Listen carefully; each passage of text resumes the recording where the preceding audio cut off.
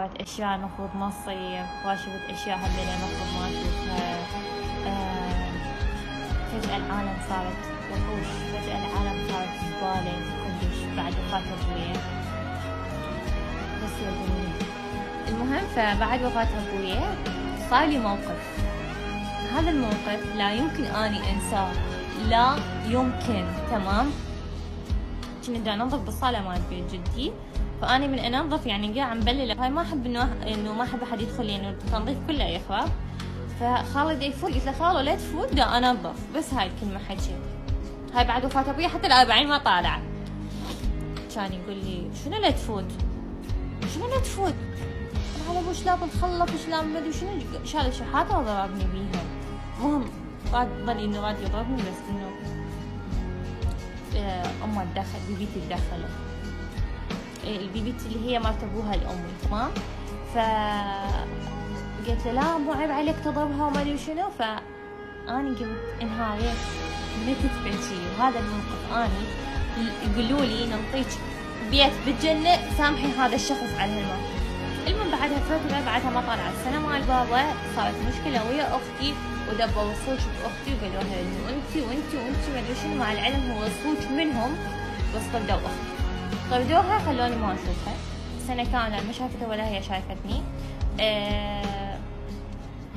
هي دا تعيش معاناة هناك وانا دا اعيش معاناة هنا. قالوا لها اختك تحكي علي، عداني احكي على اختي وما ادري حكي، فصار نفاق كذا موضوع. تمام، وانظلمت ما ادري شنو. كان جدي يقول لي تعالي، قلت له ها. كان يقول لي لمي غراضك ملابسك وحبيت.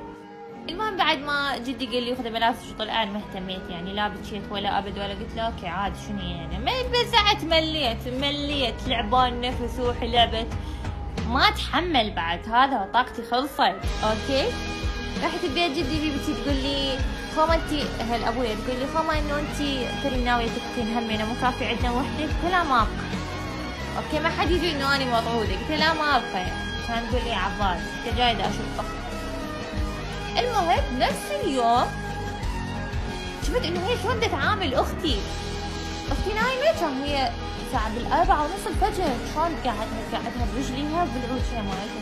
تقول اختي فادي قومي جيبي لي ما ادري شنو، قومي صيح عليها. تعرفي ليش صحنا على اختي؟ ليش تعامليها هيك معامله؟ ظليت عيط وصيح. انا تغيرت ذاك الوقت، انا تغيرت هذا وقويت، صرت قويه كلش. المهم كان اصيح عليه. كان قلت شلون صيحين علي؟ قلت اصيح عليك ونص. قلت شنو انت مو كافي اهانه، مو كافي بهذله. قلت شلون تقعدي هيك دفات، شلون تقعدي هيك بالعوجيه؟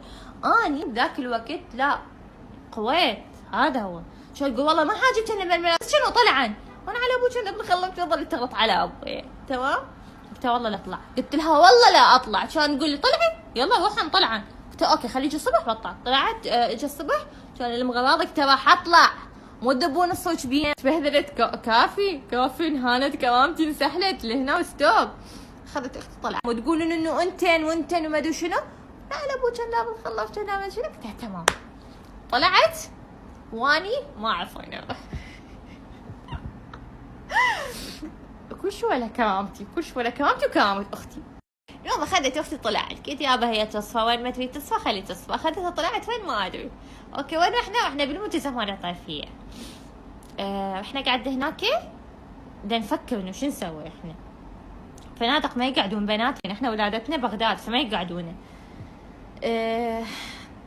بالمنتزه تقريبا يومين 3 ايام بالمنتزه، يعني كل شويه نروح مكان حتى انه نوصل علينا عين او انه ياخذون علينا فكره او ما ادري شنو. فجت شرطه مره واحده سالوني، قلت لهم لا اني مو من بغداد، اني من الشمال، جيت ببغداد وتيهت وهيجي. فعبرت عليهم السالفه. المهم فجت ببالي قلت ليش احنا ما نروح لاربيل؟ كان كل اخاف. قلت لا تخافين اني موجوده يا ابنك. هذا الحكي كله عمره 17 سنه. تمام، هذا الحكي كله 17، بعدني ما مكمله 18. المهم بعد ما داخله على 18 اخذتها ودخلنا الاربيل. بوقتها اربيل كان الا تعبت من الحكي. المهم قلت لهم انا من عشيرة جاف وانا كرديه وهيك وشوفت انه ابويا وما ادري شنو. المهم فدخلت اربيل وانا جينا لهذا الفندق اللي انا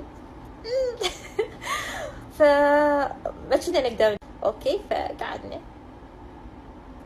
تبهدلنا بالشغل يوميا بمكان، تمام. يطلع صاحب الشغل زبالة، نروح شغل ثاني والى اخره على هالموال هذا، لحد ما اختي حبت وتزوجت وجابت طفل وعاشت حياتها وبقيت هاني الى هذا يومي يعني.